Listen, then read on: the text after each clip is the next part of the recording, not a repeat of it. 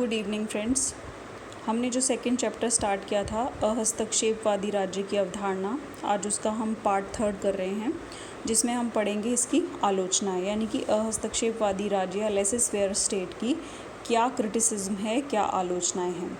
तो देखिए, पहली आलोचना ये कहते हैं कि व्यक्ति अपने हित का सर्वोत्तम संरक्षक होता है, इसीलिए उसे स्वतंत्र छोड़ दिया जाना चाहिए, वो अपना विकास स्वयं कर लेगा। जबकि ऐसा नहीं होता है, व्यक्ति सदैव अपने हित का सर्वोत्तम निर्णायक नहीं होता है।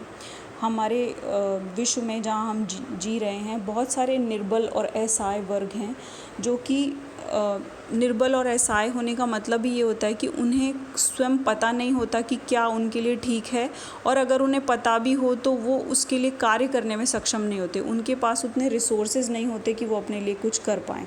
तो इन वर्गों पर विशेष रूप से ध्यान देने की आवश्यकता है। हम ऐसा नहीं कर सकते कि उन्हें मरने के लिए छोड़ दें और कि इनमें होगा, इनमें अपने आप को संभालने की शक्ति होगी तो ठीक है, नहीं तो कुछ नहीं कर सकते, ऐसा हम नहीं सोच सकते हैं। दूसरा है, राज्य एक कल्याणकारी संस्था है। राज्य प्रगति और विकास की संस्था होता है और ये कल्याणकारी कार्यों का संपादन करता है। हमारे इतिहास में इस बात की गवाही है कि राज्य ने जब कभी मानव सभ्यता के विकास में सहायता की है तो उसने बहुत उन्नति की है, और राज्य व्यक्ति के कल्याण के लिए कई प्रकार के कार्य भी करता है, जो कि हम सभी जानते हैं, जैसे निःशुल्क और अनिवार्य शिक्षा देता है, चिकित्सा, सिंचाई, सड़क, रेल, पुल आदि का निर्माण जो है वो राज्य सरकारें करती हैं। तीसरा है, राज्य और स्वतंत्रता परस्पर विरोधी नहीं है। ये जो हस्तक्षेपवादी हैं, ये मानते हैं कि राज्य और स्वतंत्रता एक दूसरे की विरोधी होती हैं, जबकि ऐसा नहीं होता है। राज्य का उद्देश्य बेसिकली व्यक्तियों के हितों में सामंजस्य स्थापित करना है। देखिए, राज्य का गठन ही इसीलिए हुआ था कि पहले तो व्यक्ति को ये महसूस हुआ कि वो अब बहुत सारे ऐसे काम हैं जिन्हें वो स्वयं नहीं कर सकता, इसीलिए उसके लिए कुछ लोग और होने चाहिए जो उसकी मदद करें। दूसरा, जितने समाज में लोग जी रहे होते हैं उनके अलग अलग हित होते हैं, इसीलिए एक ऐसी संस्था होनी चाहिए जो इन हितों में सामंजस्य बिठा के चल सके, इसीलिए राज्य का गठन किया गया है। तो राज्य का कार्य होता है हितों को सामंजस्य स्थापित करना, ताकि समाज जो है वो उन्नति की ओर अग्रसर हो सके। चौथा पॉइंट है, स्वतंत्रता नकारात्मक ना होकर सकारात्मक होती है। नकारात्मक स्वतंत्रता किसे कहते हैं? नकारात्मक स्वतंत्रता होती है कि स्वतंत्रता में कोई हस्तक्षेप नहीं होना चाहिए, किसी भी प्रकार का व्यवधान नहीं दिया जाना चाहिए, व्यक्ति को पूर्ण स्वतंत्र कर दो, वो जो चाहे वो कर सकता है। जबकि सकारात्मक स्वतंत्रता कहती है कि आपकी स्वतंत्रता वहीं सीमित हो जाती है जहां दूसरे व्यक्ति की स्वतंत्रता शुरू होती है, यानी कि दूसरे व्यक्तियों के हितों को साधने के लिए कुछ व्यक्तियों की स्वतंत्रता को सीमित किया जा सकता है। इसीलिए ये हम जो राज्य है वो सकारात्मक स्वतंत्रता पर कार्य करते हैं, स्वतंत्रता के सकारात्मक रूप को समझा जाना चाहिए। फिर जो इनकी प्राणी शास्त्र की जो धारणा इन्होंने दी थी सर्वाइवल ऑफ फिटेस्ट की, वो एक दोषपूर्ण धारणा है, क्योंकि ये व्यक्ति जो होता है वो विवेकवान प्राणी है, वो कोई पशु नहीं है कि उसमें जो ताकतवर होगा वो जिएगा और कमज़ोर होगा वो मर जाएगा।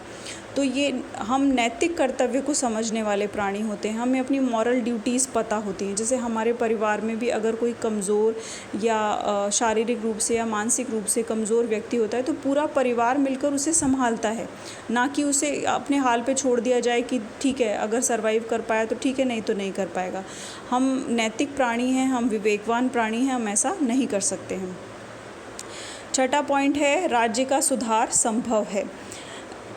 ये धारणा ऐसे मानी जाती है कि अगर राज्य में किसी प्रकार के दोष आ भी जाएं तो उनमें सुधार किए जा सकते हैं। इतिहास में इस तरह की घटनाएं हुई हैं। सातवां है, राज्य की अयोग्यता की युक्ति का खंडन। ये क्या कहते हैं? हस्तक्षेपवादी ये मानते हैं कि राज्य ने पास्ट में जो भी काम किए वो उनमें असफल रहा है और इसीलिए वो अक्षमतापूर्वक कार्य करता है, जबकि हमारे सामने ऐसे उदाहरण हैं बड़े बड़े देशों के, जिन्होंने, जैसे संयुक्त राज्य अमेरिका, ब्रिटेन, जापान जैसे देशों ने भी, जो अपने कार्यों का बहुत कुशलतापूर्वक संचालन कर रहे हैं। तो राज्य की कुशलता के बहुत से उदाहरण हमारे सामने हैं, और उसी प्रकार से निजी क्षेत्र की बहुत बड़ी बड़ी कंपनियां भी दिवालिया घोषित हुई हैं और उनका नामो निशान मिट गया है।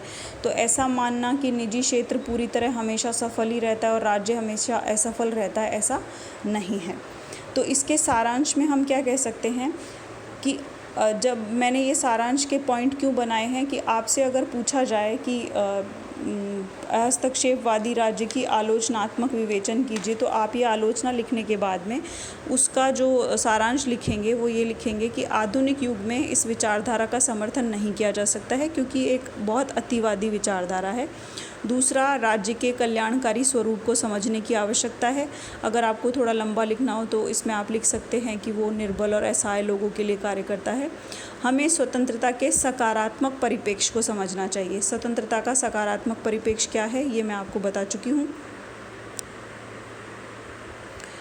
राज्य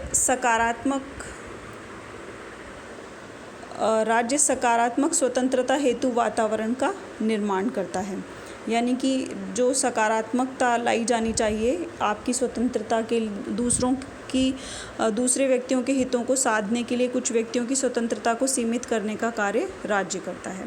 इस प्रकार इसका सारांश आ जाता है।